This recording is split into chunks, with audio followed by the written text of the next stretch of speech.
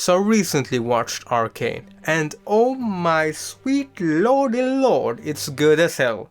Now, I know that everybody and their mum already knows about this show. I mean, just look this show up on IMDb. It has a freaking score of 9.2 out of 10, like holy shit. Oh my god! That's a higher score than one of my favorite films, Minion.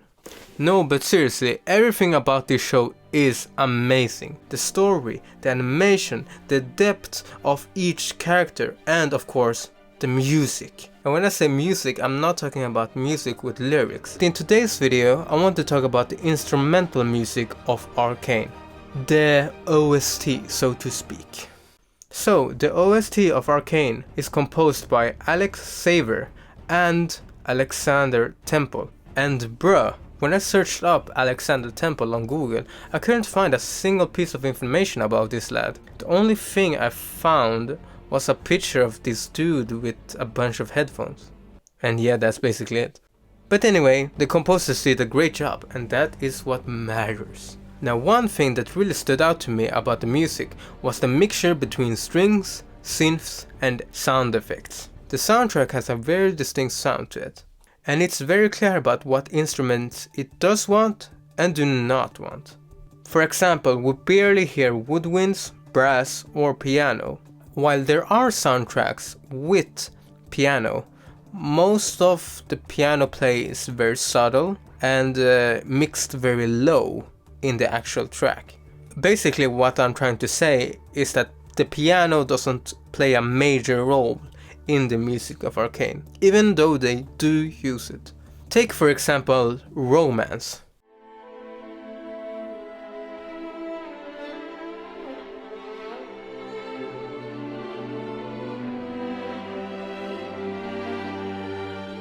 It has woodwinds, but the focus is on the violin.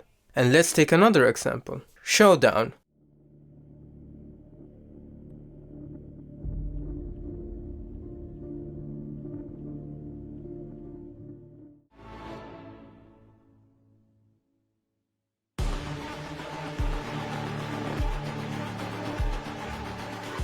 It starts with piano, but the piano only functions as a segue to the crazy synths, sound effects and strings.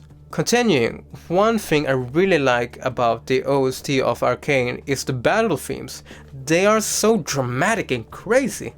My two favorite battle themes from Arcane are the Assailant and the Firelights. And those are the two tracks we're gonna analyze a bit. Let's analyze how these two tracks create intensity and suspense. First off, the Assailant.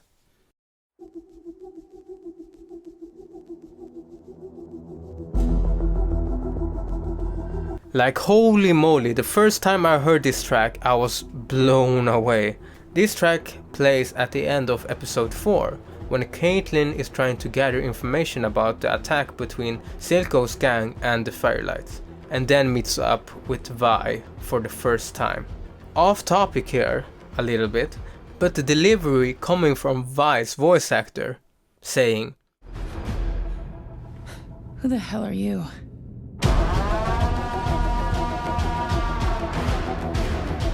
Just so badass. Ooh, it was so good. Okay, so before I dive into the actual analysis, I want to say that the shit music I'm about to show you is probably not super accurate.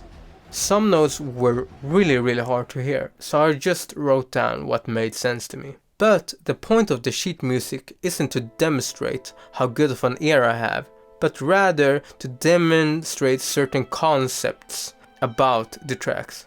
Okay, so let's look at the transcript. Now, one thing I like to mention before talking about music theory is that I noticed that this track uses a bunch of sound effects. These sound effects are either ambient, like this,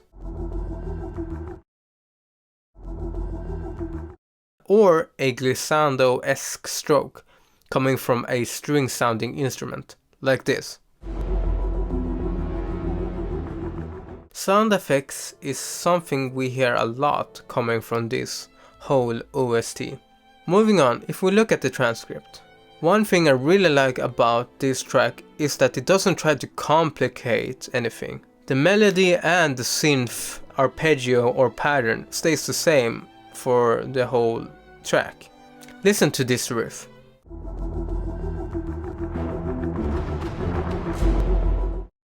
Three notes. That is all there is to it. But I need to mention that even though the riff stays the same for the entire track, it gets richer in sound and louder as the piece progresses. Listen. See how at the end the riff sounds so thick, it's disgusting. Continuing, I really like this fast-paced bass, not typically what you hear in epic sounding music like this. This type of bass makes this track almost feel kind of hip-hoppy. When most composers go about creating epic sounding music like this, they usually let the bass just play a sustained note or staccato, which we did not hear in this piece. In addition, I really like how much reverb there is to this track. It makes the track feel so full and rich, I guess. Lastly, I really like this drop we hear.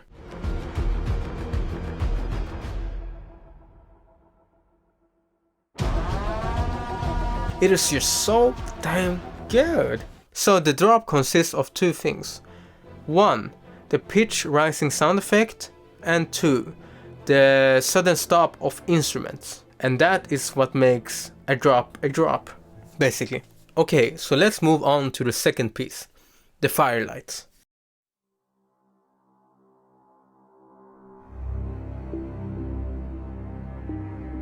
Now the first time and last time we hear this piece is in episode 4, when Sevika and her team is about to ship some shimmer to the Undercity, but are suddenly attacked by the Firelights. Damn, this scene was so intense. That's all I have to say. And I actually liked how the leader tucked his flying skateboard to his back after kicking some ass. Like, look at that walk.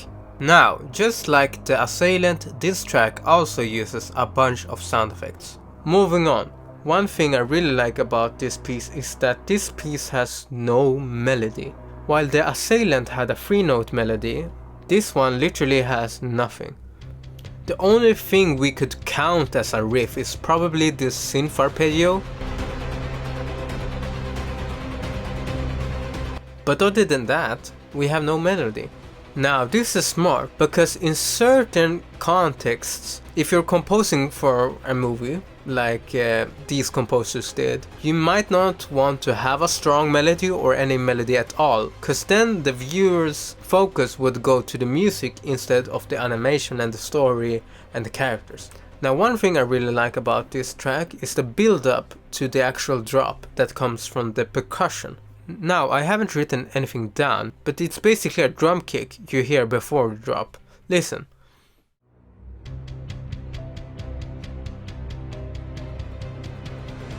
See how the 8th notes build up the expectation for a drop. It's super nice. Another thing that I like about this track is how the piece is very dissonant in certain parts.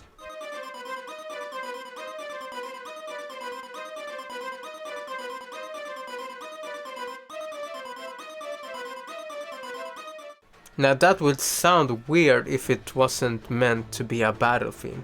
And that's why we use dissonance, because it creates tension. And that's exactly what we want when we create a battle theme. Lastly, one thing I really like about this track is that it has a lot of reverb and delay. And that creates so much atmosphere and makes the track a lot more dramatic than it would have been otherwise. Now, I'm gonna try to compose a battle theme that has a similar vibe to the Arcane OST. So in summary, here are some things I have learned from dissecting 2 battle themes from Arcane. Don't focus on writing a melody, focus on creating environment. Build on something simple, you don't have to have crazy harmonies or crazy chords. 3. Use sound effects. 4. Use reverb and delay. 5.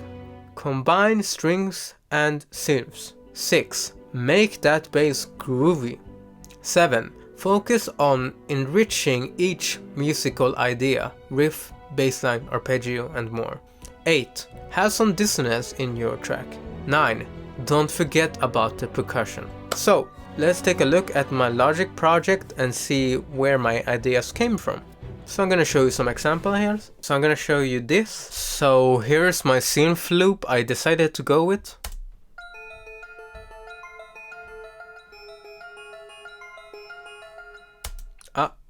I think that's enough. Here I have some sound effects.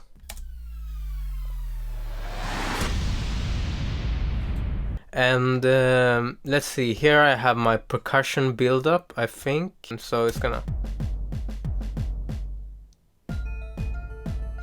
What I can show you more is my riff. I have the bass.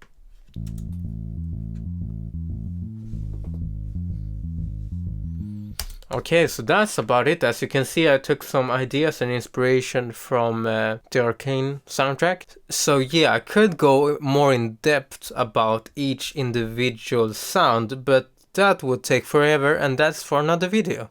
Yeah. So now I'm gonna show you the piece I composed with some Arcane footage. I basically have created an AMV, so yeah. Kinda cringe. Ew, this is so cringe.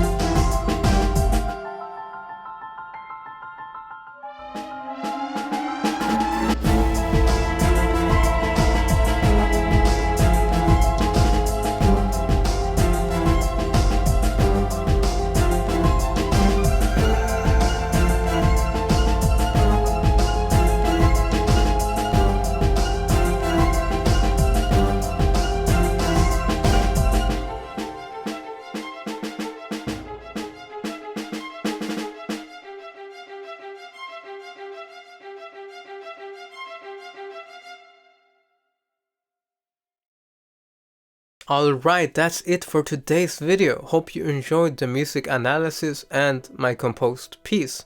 So yeah, I will be making more of these kinds of videos in the future. So if you liked the video, don't forget to show your brother some love. You know what I'm saying? Okay, I'm kidding. I'm not kidding. Show me some love, cause I will show you some love back. No, but seriously, yeah, show love if you want to show love, I guess. Bye.